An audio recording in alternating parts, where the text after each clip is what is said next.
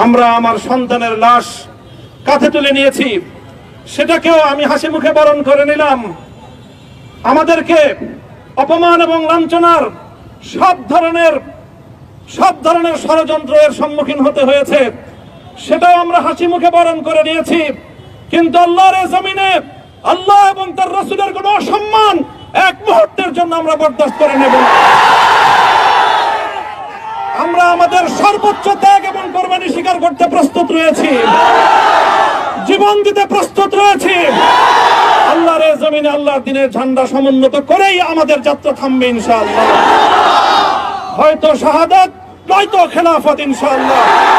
আল্লাহর জমিনে খেলাফত প্রতিষ্ঠার যে আওয়াজ আজ পৃথিবীর দিকে দিকে উচ্চারিত হচ্ছে, সে আওয়াজ বাংলার জমিনে খেলাফতের এই আন্দোলনকে চূড়ান্ত গন্তব্যে পৌঁছাবে ইনশাআল্লাহ।